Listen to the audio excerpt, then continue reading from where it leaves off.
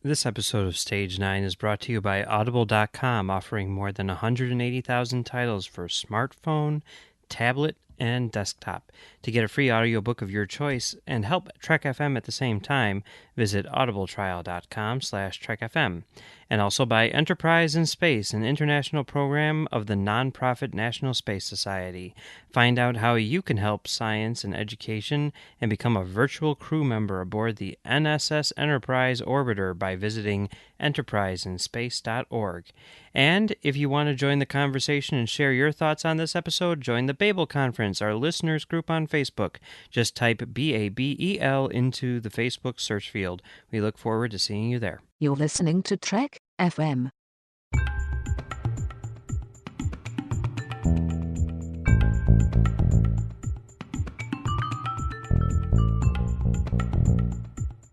Hello and welcome to Stage 9, Trek FM show about the people who make Star Trek. I'm Mike. I'm John.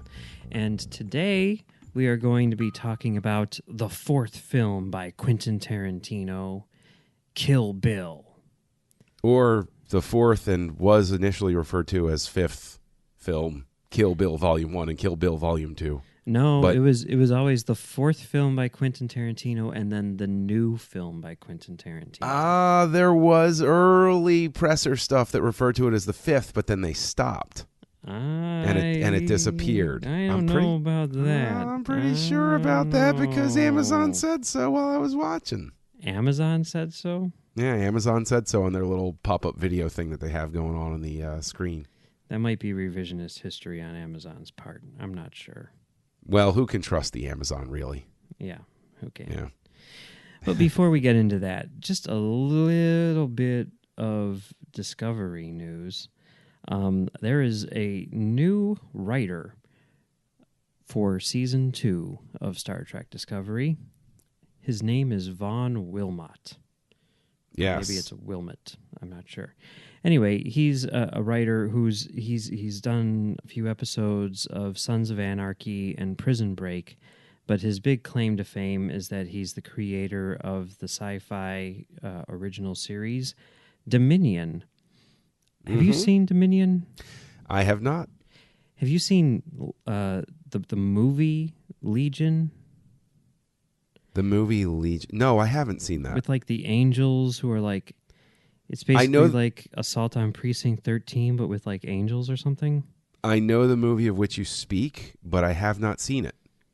It's not very good, but one of the things which, was really, really interesting to me about this is the fact that they were doing a spin-off show, not just like a remake or whatever, but like an actual spin-off, which was, called Dominion. And I'm like, wow, that's so bizarre and random and cool. And it made me like want to go back and rewatch the movie and then watch the show just to see what it would be, the description on IMDb for Dominion follows the perilous journey of a rebellious young soldier who discovers he is the unlikely savior of humanity. So it's a good hook. Yeah. Yeah. I really want to check it out. I'm going to definitely check it out. I'll be sure to report back. But yeah, Vaun Wilmott, he was the creator of that show, and now he's working on Star Trek. But here's a little interesting bit of info, which I think it was Trek Movie revealed. This is not the first time that Vaun Wilmott has worked on Star Trek, because in addition to writing, he is also, sort of an actor. And one of the things which he's acted in was Star Trek The Next Generation, where he plays the Bajoran security ensign in Descent Part 1, uncredited. Oh, no kidding. Apparently. Yeah. Oh, he's there just you go. like in the background doing his thing. All right. So there you go. Welcome back to the franchise, Vaun. Keeping it in the family. I love it. So it's cool. I don't know. Aaron Harber's posted like a couple pictures from like their office Christmas party or something like that, and there seemed to be a lot of new faces there. So I don't know, some familiar faces as well. Jordan Nardino and Boyan Kim and Kirsten Beyer and others, who we've come to know and love from the writing staff, but a few new people too. So it'll be interesting to see who's at work on Disco Season 2. I think it's pretty interesting too that Harbert's made actual reference to the issues with Season 1, and then said that they had a fantastic creative team in place where everybody knows each other. So that's kind of cool. A lot of returning people, I'm sure. Unlike, what seems to have happened where halfway through, there's a pretty large turnaround in terms of employees, right? Yeah. So maybe some more stability, maybe some more planning from the ground up will mean even better Star Trek in Season 2. Who knows? Yeah, who knows? In the meantime, let's talk about Star Trek, which is even further in the future. Yes. Like 24th century Star Trek. I don't even know. Who knows? Quentin Tarantino's Star Trek. And continuing this series with his fourth film, Kill Bill, or as it's commonly known amongst, Tarantino fans, Tarantino files, Kill Bill, the whole bloody affair. Now, for anybody who cannot get a copy of Kill Bill, the whole bloody affair, you had given me a tip for how to watch the Volume 1 and Volume 2 to make it like the whole bloody affair. And it is, you stop at a certain point in Volume 1, and then you skip over her car ride in Volume 2. Yeah. So basically, at the end of Volume 1, she is telling Sophie Fatale what to tell Bill, right? So Sophie is relaying the bride's message to Bill. And you see the bride in her full motorcycle gear talking to Sophie, who's in the trunk of a car. And, she says something like, I want them to know they'll all soon be as dead as O-Ren, And then it cuts to black. And then in the original Volume 1, it comes back up out of black. You see like an airplane flying, and then there's this sort of like postscript where you're sort of like introduced to all the characters who will become players in Volume 2. And the most important thing there is the very last line of the movie, in which Bill drops this huge bombshell, which, then leaves us on a huge cliffhanger.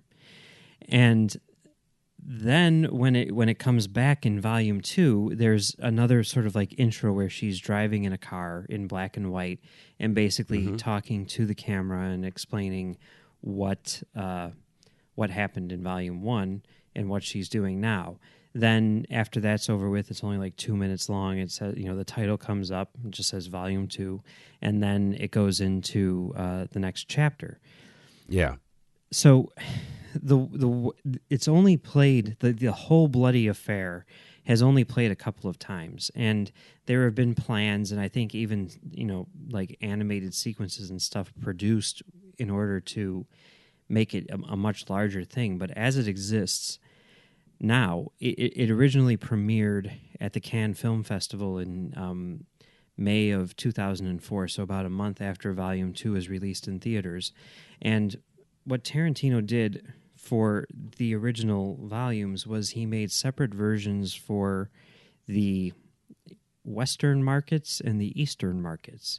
Mm-hmm. So if you were to go to see the movie in Japan, there was about a minute and a half added to Volume 1, and there were some other things which were changed. The big thing, the thing which everyone talks about, is how in the showdown at the House of Blue Leaves, which is in black and white in America, it's now in color.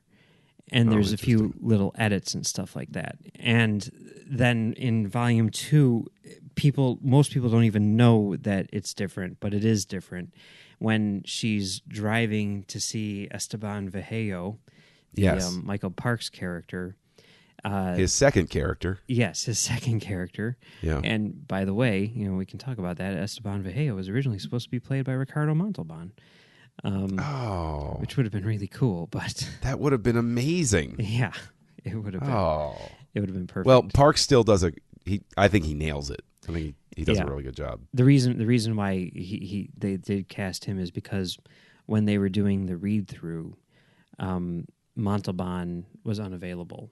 So Parks, who was there to play, the sheriff at the beginning of the movie, he sat in and he's like, "Oh, I can, read that part." And he started doing this accent and everything. And Tarantino's like, "Oh, this is amazing. I just want to have him do it now." So Montalban lost out, which is disappointing, but what can you do? Yeah. What can you do? Yeah.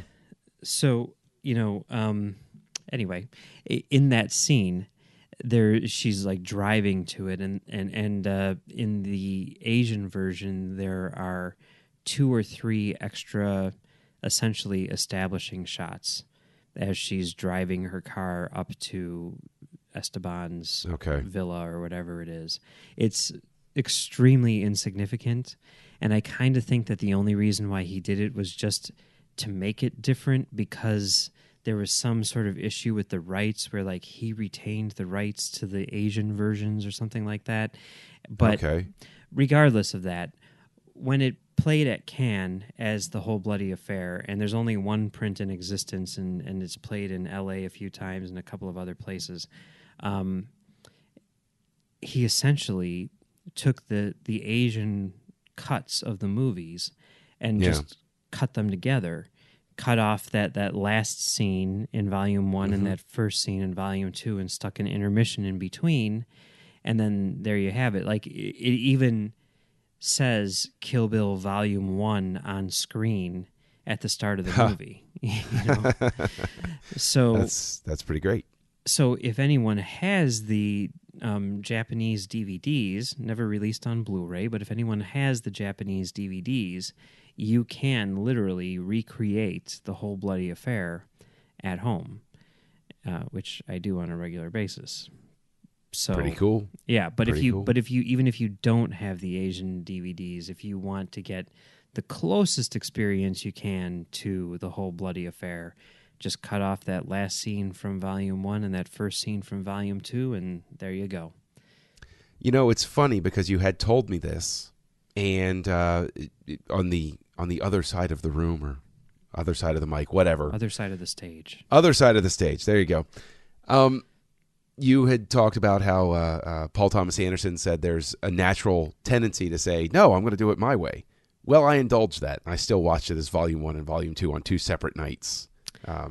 That's fair. This time around, I mean, I had to pay 2 rental fees, so I might as well stretch it out as much as I can. And I think, not to interrupt you, but Tarantino, I think, would say and has said that he's satisfied with the separation, and if you were to watch it over 2 nights, he'd probably want you to do it the way you did it. Well, I'm glad, but I can tell you that. Man, that ending of Volume 1, you know this story, and I'll share it with everybody else here. When I first saw Kill Bill Volume 1, we've been going through the series. Oh, Reservoir Dogs, yes. Pulp Fiction, yes. Even saw True Romance, love True Romance. Oh my gosh, Jackie Brown, this is a masterpiece. I adore this. He ticked me off so bad with Kill Bill Volume 1 that it marks the end of seeing Tarantino films in the theater for several years. That's like crazy. I stopped. And it wasn't just the ending. The ending annoyed me. And the thing is, you could almost see it as a form of praise in a very childish temper tantrum sort of way, because I was enough into the movie that when it ended like that, it angered me. And I was just like, screw you. I'm not, no. This, and it's sort of like feeling like being taken for granted, like at the end of the second Matrix movie. It ends in a very similar sort of fashion. And my wife can tell you, as we were walking out, like she saw my face like twisted up, like, I can't believe they did that. And she was like, is that cool? I was like, no, that ending really makes me upset. And also, I don't care for, I know what he's doing, and I appreciate it more now because I'm rewatching it post Grindhouse. I get what he's doing with some of these things, but that animated history of Oren Ishii, really dislike it. I really dislike it a lot. That specific sequence feels to me that there was nobody left to sort of say to Tarantino, maybe not. You know, like he was so much at the top of his esteem and top of the mountain. I'm going to do this segment animated. Nobody was like, people might not like that, you know?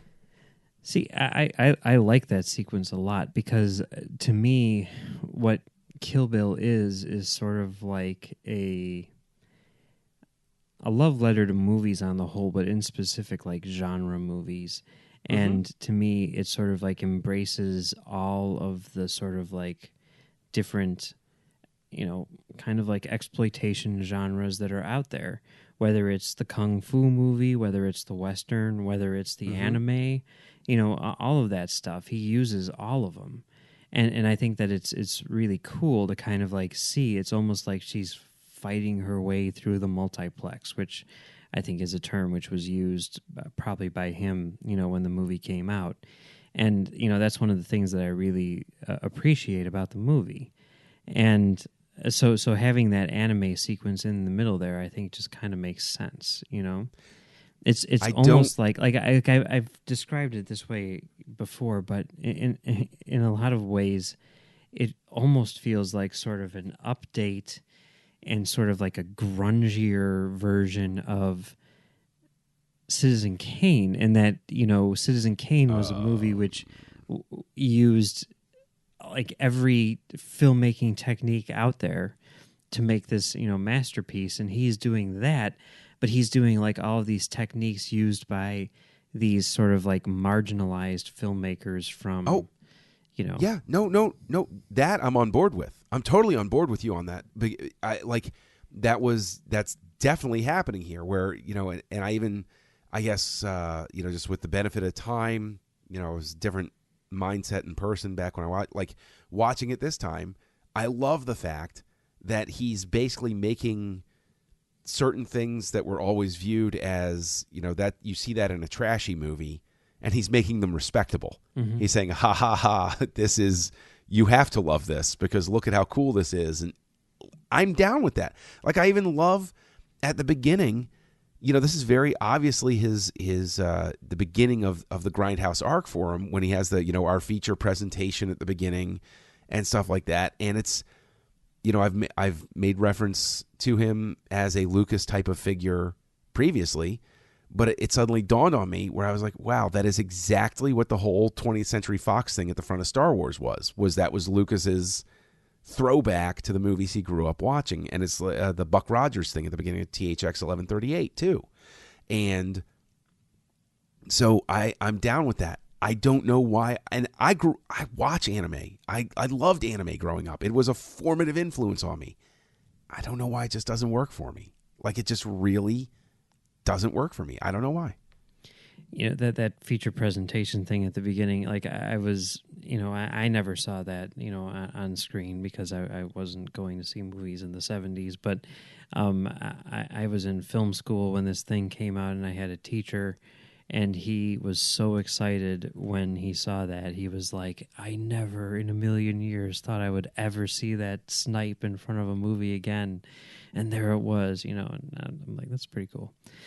Yeah. So, okay, you know, going back a little bit, this movie came out 6 years after Jackie Brown. You know, there was like a really, really long gap in between movies. It's kind of like the lost years for Tarantino. He really, really wanted to be an actor, and he tried that, and it didn't really work out very well for him. You know, all of his performances were sort of panned by critics. He was on Broadway and everything for a brief period of time. You know, no one liked that. And everyone was just kind of like, get back to directing, you know, direct a movie, please, Tarantino. This is what we want to see you do. And it almost seemed, I mean, there's different accounts as to what exactly was going on, and who knows what's true or what's not. But it almost seems like he had sort of like lost his passion. and like hadn't like basically had no interest in making more movies for a while. And Lawrence Bender, his producer, was really pushing him to, get back at it, because he knew that, the world has been waiting for a new Tarantino movie for 6 years. And I mean, it wasn't quite 6 years when he got started, but he came up with this idea for Kill Bill, which is actually something that he came up with Uma Thurman on the set of Pulp Fiction. When they were making that movie, they created this character of the bride, and they sort of put it in their back pocket and, thought, well, one day we'll do this. And then they start, developing it. Originally it was going to be like the idea was to make it like one of those, grindhouse movies from the 70s. It was going to be like under 90 minutes, really small, down and dirty. And just as he started writing it, it just got bigger and bigger and bigger. And then it basically got to the point where he's like, well, we're going to shoot all this stuff and then cut it down, and we'll get it, around 3 hours and release it that way. And, once he had it all shot, it's just too big. And instead of, chopping it up, he decided to just cut it in half. See, I had always heard a different story about cutting it in half. I heard that was pushed on him by Miramax, that they said, no, we're not going to release this big thing. We want 2 movies. Yeah, I mean, it probably was their idea. I mean, that doesn't surprise me at all. But I think, like, basically the way that they talked him into it was by saying, like, if we release it as 2 movies, you can release 2-hour movies. You don't have to lose anything from the movie. You can just, keep your entire vision intact, just spread out over a few months. And he said that he played around with it, and when he found that out point, when he created that ending for Volume 1 and that beginning for Volume 2, that's when he thought, okay, this is good. And, there's different rumors and things, and, I don't know, there's a lot of stuff that you hear and you wonder what's true and what's not. But since he had always sort of intended, mainly because of the ratings board, I think, to make different versions for the Eastern and Western markets, the opening to Volume 1, from what I recall and what people have said, was originally intended to be the opening for the Asian version.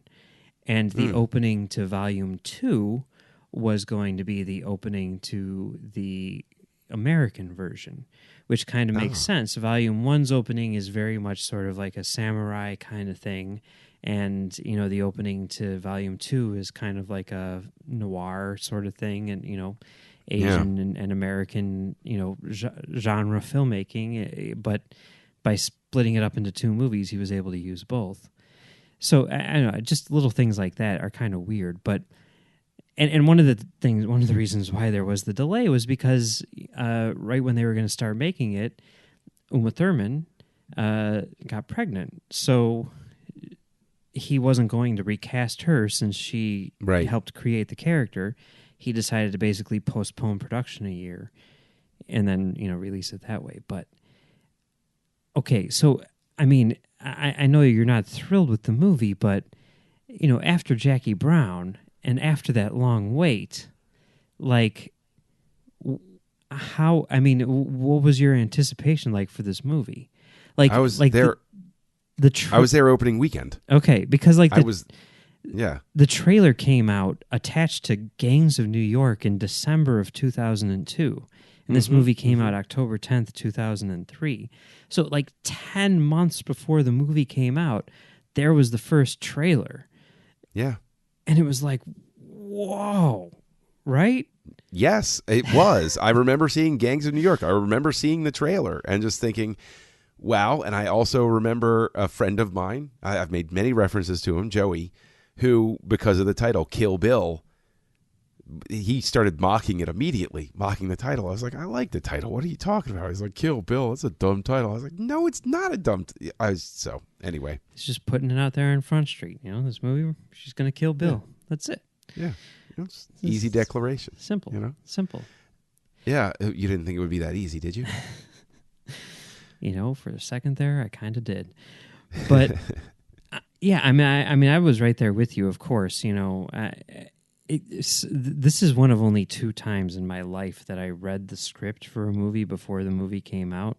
A friend of mine got a copy of it. I have no idea where he got it from, and I'm like, oh, I'm going to read, because this was like a year out, and I read the script, and I remember reading it and thinking, like, if this is as good as the script, if he's able to pull this off, this could be the best movie ever made, And then shortly after that, the trailer came out, and I was like, oh my God, this is going to be the best movie ever made, right?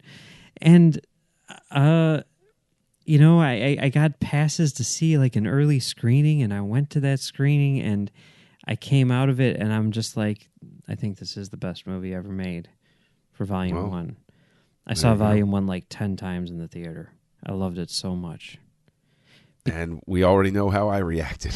So, but then let's cut to 6 months later, and Volume 2 comes out. A very different movie in a lot of ways. Where the first one is sort of like the kung fu movie, the second one is sort of like the Western. People oftentimes talk about how the first one is Kill and the second one is Bill. And I think all of that is kind of true. Now, okay, for me, like, I couldn't wait for Volume 2. I could not wait. And I had the chance to see it at like an advanced screening, and I like a couple weeks before the movie came out, and a couple days before that screening, I had to go to jury duty, which I had never been to before. Okay. And I was like, under normal circumstances, I would totally be into jury duty. I think that this would be a fascinating thing. And I get it, but right now, I just want to make sure that whatever trial I'm assigned to is over with in time for me to go see this movie, right? Mm-hmm. And I get in there, and I get called in the box, right? I'm one of the people who was automatically placed in the box. Yeah. And they're like, this trial is going to last a couple days.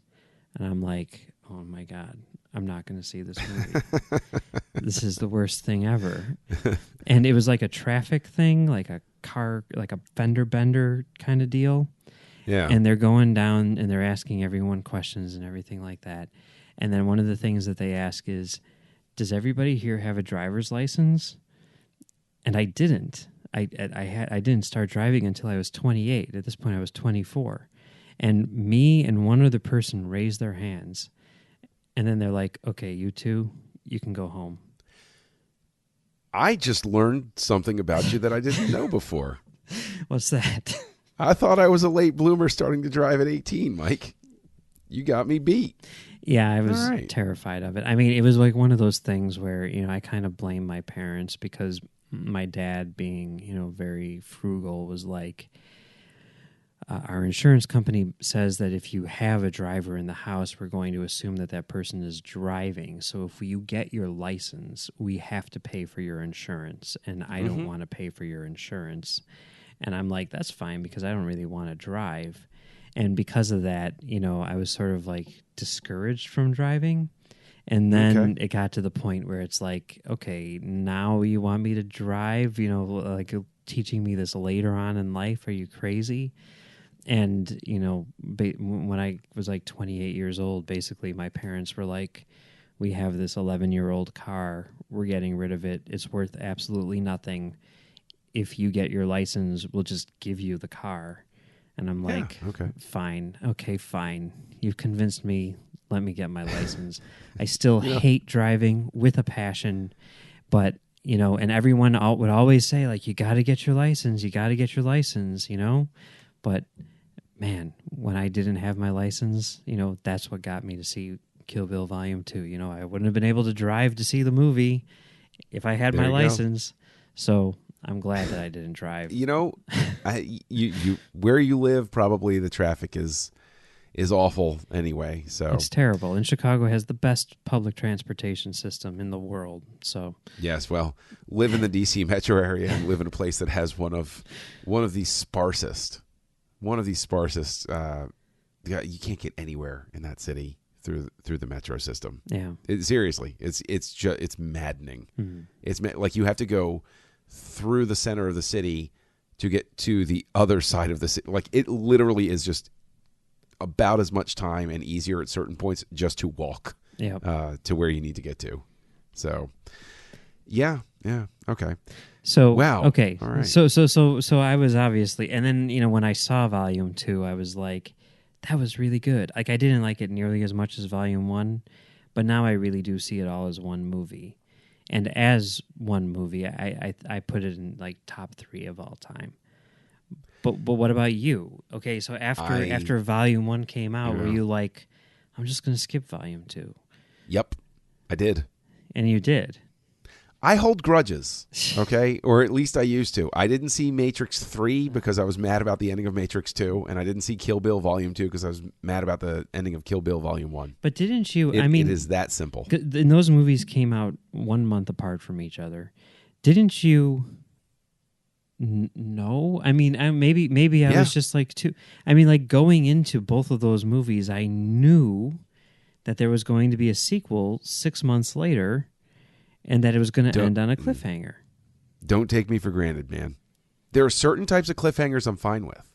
The Lord of the Rings movies, totally fine with those cliffhangers. They worked for me because there was a whole sense of resolution, and if the print of the next one got destroyed, I would still look at the one that finished and I'd say, yeah, that's still tied up in as much of a bow as you could possibly have. Fine with the Star Wars movies, that sort of thing. The one aberration to my hatred for this type of thing is Back to the Future Part 2. For some reason, I give that movie a pass. I don't know why, but I do. All right. I know, right? I can't explain it either. I think it's because I love the spirit of Part 2 so much, because I think it's just a bunch of fun. And so like it builds up all of this goodwill, and then it ended and I was like, oh, okay, that's fine. But of course I didn't see it in the theater. I saw it much later on video, right before I went to see 3 in the theater. So maybe, maybe if Volume 2 had been released a week later, I'd have been like, yeah, okay, fine. But when I finally did get around to seeing Volume 2, I kicked myself because I thoroughly enjoyed Volume 2. Although the Superman speech is complete bunk. And I would sit down and argue this with Tarantino till the cows came home. So I think it's fine. I mean, I guess the whole time I'm just thinking, like, I don't really care about Superman either way, But I'm like, why is he talking about Superman? Why is he such a big Superman fan? I mean, it is kind of interesting, but no, it's not, because it's wrong. It's the whole thing that I enjoy. Like, I enjoy doing it too, but all fans enjoy doing, where you sort of like layer this read over a character that doesn't fit, but you use this sort of like, you have your conclusion and then you back into it by cherry picking pieces of evidence that somebody who doesn't have a deeper knowledge of the character would be like, that sounds convincing. But like, if you really break it down, it doesn't hold water, what he says about Superman and the way Superman views people and stuff like that. So I mean, that's kind of Tarantino's thing, though, right? I mean, you got like the like a virgin conversation from Reservoir Dogs. Yes. You've got the very famous Top Gun conversation from some movie, which I don't know what it is. Was it from a movie or was it just Tarantino riffing in an interview? It was from a movie. I think it was from a movie. Was it? Yeah, apparently, I think it's Roger Avery is like, I said that. He stole that from me, something like that. But yeah, Okay. But it is in a movie where Tarantino is playing himself or something at a party. Like, I think he was riffing in the movie, but yeah. And it's cool. Like, I agree with you. Like, it's an innovative thing. I'm just saying, like, I would argue the point with him because I think that what I'll say is that it completely works for Bill to say this, because this is obviously Bill's point of view of people. Mm-hmm. Yeah. And so Bill would have this view of Superman because this is the type of person Bill is. So it's not like I'm saying it doesn't belong in the movie or I'm angry about it. It's just that I would debate it. Yeah. Possibly sense. Even if somebody had their Hattori Hanzo samurai sword in front of me, I'd be like, no, before you cut my head off. Well, let's just talk this out here. That's fair. Yeah. So you liked Volume 2. So now watching it this time with the whole thing all together, where you don't have the gap, you don't have the ending, really, it's the only thing which is stopping you from watching the second part is yourself. Yeah. What do you think about the whole bloody affair? I think it's absolutely brilliant. I do. I do. I desperately wish he had just gone ahead and released one film, because he was Tarantino, right? This is his thing. If he really wanted it, why was anybody stopping him? Why wouldn't it? He wouldn't have been able to get a 4-hour cut, though. This is post-Titanic. Why not? Because it's still 4 hours long. I mean, so theaters are not. But I mean, theaters are not going to. I mean, you're substantially cutting down on your box office. I'm sorry. Was There Will Be Blood 90 minutes or something? No, but it was under 3 hours. That movie's not super. Brando got Hamlet in the theaters, and and myself and about 10 other people saw it. But exactly, he didn't have Hamlet Volume 1 and Hamlet Volume 2. Yeah, let's take a look at the gross of Hamlet compared to the gross of Kill Bill Volume 1, and then the gross of Kill Bill Volume 2. They got people to double dip on that. It's about art, though. It's not show art; it's show business. Yes, I know, but we're talking about a guy who, maybe Jackie Brown's box office reception was not what Pulp Fiction's was, but this is a guy who still made Jackie Brown. But he's talked about this, and he's talked about this. For example, Django Unchained, which we're going to be talking about in a few weeks. There's a lot that was cut out of that movie. Like a good, hour and a half is cut out of that movie. And, there was talk, should we split this up into two? Should we do Django Unchained Volume 1 and Django Unchained Volume 2? And he's like, no, we can't do that, because that is a case where you need the resolution. You cannot end that movie on a cliffhanger. You need to finish that story in one sitting. But you can't make it 4 hours long either. I think he realizes that, there is an experience there. So much so that with Hateful Eight, when you had the 70 millimeter with the grand epic whatever, where you're giving out programs and all this stuff, you can make it longer, put in an intermission. But when you're playing it at a multiplex and people are just sitting down with their popcorn to watch a movie, you can't make it that long, and you got to cut 20 minutes out of the movie.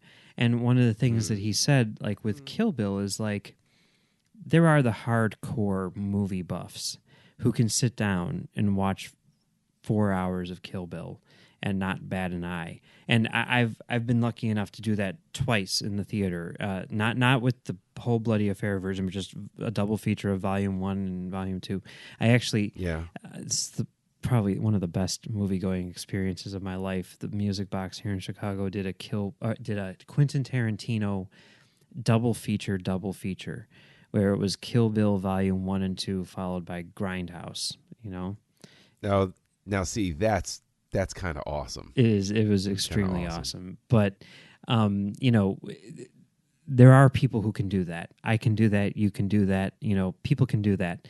But the average moviegoer, that's asking a bit too much. He says, going back to his whole thing, he said, the average moviegoer, you need time to digest. You need to watch Volume 1, go out, have a slice of pie, talk about it with your friends, and then come back next week and watch Volume 2. You can't just sit down and do it all in one shot.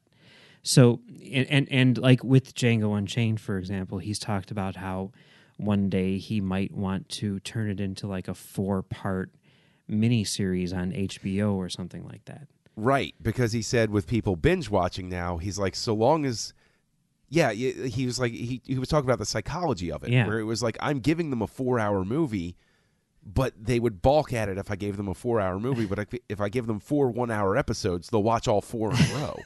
And that's totally true. I definitely have the same, sort of philosophy with that. So I think he's aware that it's not just about giving people everything. It's about the form that takes. you know? Mm. So, and in this case, I Okay. think he realized, given the, the box office and everything, the best way to do it was to release it in volume, as 2 volumes. And, of course, for years and years and years now, people have been asking for the whole bloody affair. There, not a year goes by where there's not a rumor that this thing is going to get released in some form or another. And, whether it's a small theatrical release followed by, a DVD release or something like that. Like, there are pictures from a San Diego Comic-Con in like 2005 where at the Miramax booth there's a mock-up of the Kill Bill Whole Bloody Affair DVD box. I mean, this thing has been in development forever. There's rumors that they've animated more sequences to stick in this movie, that they're sitting there done, just ready to be released. And he just hasn't taken the time to actually cut them together. And when asked about it, he says that one of the reasons why he hasn't taken the time is because he's satisfied with the way the movie exists now as 2 parts. Like, it actually turned out well in that regard. And because of that, he doesn't feel the need to do it. Not that it wouldn't be preferable to have this other version, but is it worth the effort? I don't know. I'd rather he keeps the eye on the prize and keeps Star Trek moving along. Yeah, I think that's cool. And speaking of Star Trek, this is the one. Yes. This is the one. Now, in the right. Japanese version, the movie starts off with a dedication to, I forget the guy's name, but the director of Battle Royale, who had just passed away at the time. He's acknowledged Battle Royale as a huge influence on Kill Bill, maybe the biggest influence on Kill Bill, and because of that, he dedicated the movie to him. But in America, where nobody knows who this guy is, he started off the movie the way that it is in the script. And this was the first thing that I noticed in the script because it was the first thing in there, and it blew my mind. It starts off with a quote, "Revenge is a dish that is best served cold," and it's credited as an old Klingon proverb. So, that means that Kill Bill takes place in the Star Trek universe. I mean, and I guess why not? Just one more thing, just as it kind of makes sense. We haven't talked about this, but Tarantino movies shared universes, right? He's explained this before. There's the movie universe and the movie universe, and the movie universe is like a regular universe with like Pulp Fiction, Reservoir Dogs, these types of things. And, all these characters exist in this universe. So, Vincent Vega could cross paths with Mr. Pink or whatever. It could happen, right? Yeah. And then there's the movie universe, which is movies like Kill Bill and From Dusk Till Dawn and Django Unchained, or maybe not Django Unchained, but Inglourious Bastards for sure, right? Yeah. And those are the movies that the people in the movie universe watch when they go to see movies. And the movie universe is one universe, and those characters can interact. The movie universe is another universe. Those characters can interact, but the 2 universes cannot interact with each other, with the exception of one character, the wolf from Pulp Fiction, who is a movie universe character living in the movie universe. He has the ability to cross over from one universe to the other. So, there you go. See, seriously, I love the way his brain works. I really, really adore it. It's so much fun. Oh yeah, just to follow his logic chains. It's so much fun. So I don't know which universe Star Trek would exist in. Maybe the Prime universe is the movie universe, and the JJ verse is the movie universe. Who knows? I don't know. Yeah, that sounds about right. Yeah, that sounds about right. Yeah. Anyway, we could talk about Kill Bill forever, but we do need to mention one more thing because I promised Brandon. Okay. He's like, on IMDb, there's a credit for an in development movie called Kill Bill Volume 3. You got to talk about that. What is that? And it does relate to Star Trek in a kind maybe perhaps unfortunate way. In the press and everything like that, when Volume 2 came out, people would say, is there going to be a Volume 3? And Tarantino would say, like, oh, I have this idea that maybe 10 years down the road, there is that scene at the beginning of the movie where she kills Vernita Green in front of her daughter, right? Mm-hmm. I could see, that character, that little girl growing up and seeking revenge on the bride, and she'd be, completely justified in that because the bride killed her mom, So Right. Kill Bill Volume 3, you'd have the bride as essentially the bad guy, the Bill character. And Yeah, she'd be Bill. so I always thought it would be called Kill B, right? That's what I would. That would work. Yeah, that's what I would would work. call it. But whatever. Yeah. And then you would also have her daughter being that same age and all this stuff and Oh yeah. and it's one of those things where he's like I'd like to do that, but not for like a decade because the bride deserves her peace. Like he says things like this. Whatever. Of course he does. Yeah. And, it's one of those things just like the Vega Brothers movie where, he talks about it and says maybe one day and then it never happens. And I think the likelihood of it happening is very, very small now. And, I was just listening to an interview with Paul Thomas Anderson recently where, they were asking him if there were ever any movies which he was trying to make that which never got made. And he said that there weren't. And, they were saying like, oh, because, Tarantino, he talks about it all the time. And the two of them are friends. And, Paul Thomas Anderson was like, well, Tarantino has this problem where, he makes a movie and he gets excited about that movie and he starts thinking about other possibilities and he starts talking about all of these ideas that he has. But they're nothing more than ideas. They're things which would never really be movies. But, when you're coming off of making Kill Bill, you're like, maybe one day I'll do another Kill Bill. And, yeah, he's not going to do that. He just, runs off his mouth more than he should. You know what I mean? Yeah. And, you could say, like, okay, is that what's happening with Star Trek right now, right? And it could be, but here's the thing. He's not talking about Star Trek right now. He's not in the press saying, like, I want to do, I mean, he did, like, 2 years ago, just as sort of like a thing, but this is like a thing which is happening, which hasn't been announced, right? I mean, Paramount's not like, we are going into production on this thing. It's just something which is being done, and nobody is talking about it. And that, to me, makes me think like it is more of a reality than Kill Bill Volume 3 because it's not something that people are talking about. It's something that people are doing, Right. It's not somebody saying, oh, I have this great idea. It's somebody with a writer's room who hired a screenwriter to come up with a draft for an idea that he had. Like that is a markedly different thing because, yeah, to come out of whatever film he's working on and be like, oh, yeah, I got a great idea if I ever did a sequel for this. Right.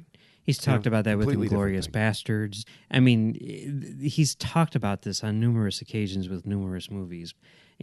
Hateful Eight was originally supposed to be a sequel to Django Unchained, What he should do is he should sell everything to Disney and then they can make a connected universe and all of these ideas that he had can There you go. fruition. There you go.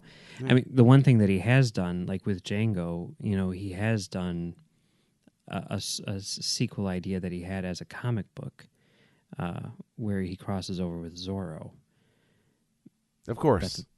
Of course he crossed over with Zorro. Yeah, why wouldn't you? But we'll And talk now about that I in a have few to look weeks. this up. So Oh, yeah, it's drawn by Matt Wagner and co-written by Wagner and Tarantino.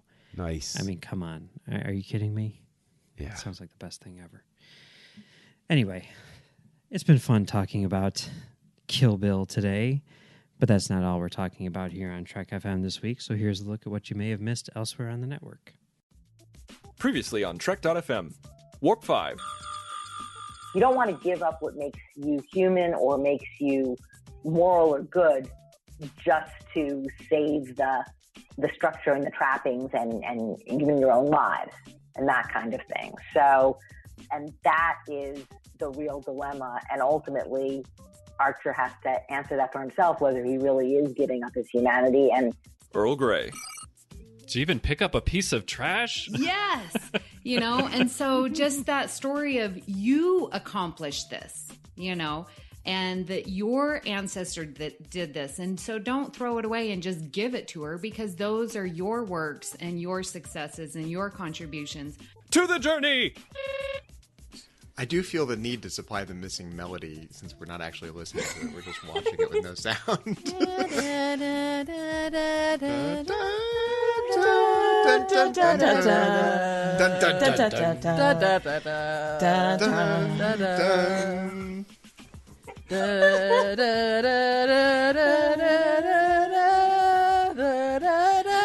Bring us home, Kay. Bring us home. Back to the Alpha Club. Back to the Alpha Quadrant. Yeah, we got it.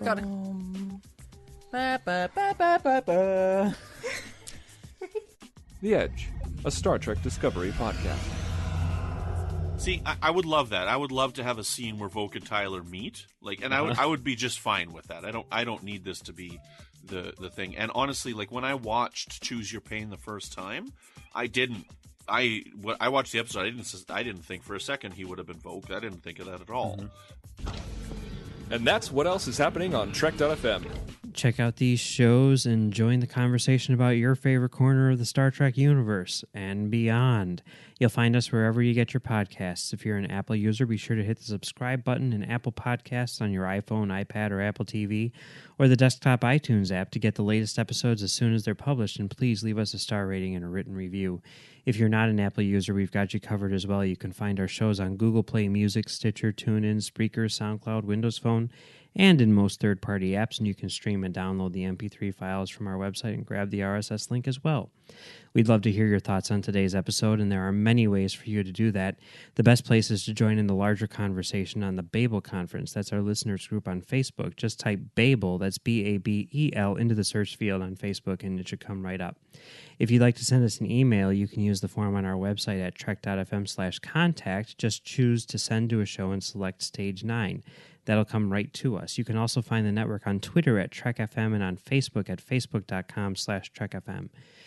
John, where can people find you on the internet?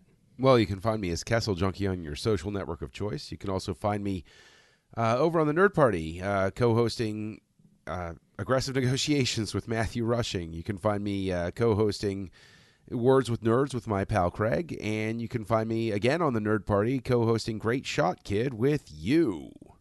Yeah, you can find me over there on the Nerd Party doing Great Shot Kid, and you can also find me right here on Trek FM doing The Edge, and you can find me on Twitter at Mumbles3K. We'd like to thank our associate producers today, Jeff Sutter, Chris Steftenagel, and Norman C. Lau. Thank you very much, guys. If you'd like to be like Jeff, Chris, and Norm and help us out, head on over to patreon.com/trekfm and become a patron of the network. If you go to patreon.com/trekfm, that's patreon.com/trekfm, you can get all of the details, including perks like early access to episodes, exclusive content, producer credits, and more available through our special patrons website, Patron Zone. It requires a great deal of money to produce, host, and distribute these shows each month, and we really appreciate any support you can give us and hope you'll join the team. Again, you'll find all the details at patreon.com/trekfm. All right. Well, that was a long episode, but, it's a long movie. You can listen to this in two parts. You can. Mike's going to go back in, and he's going to record a little stinger bump sort of thing where, I don't know. What have you kept secret from me? He's talking about the movie universe or something like that. Yeah, right? something like that. Yeah. No, I'm not going to do any of that. Sorry, guys. But next week, we are going to be talking about the next film by Quentin Tarantino, a bit of an odd one for a number of reasons, but that movie is his half of Grindhouse, Death Proof.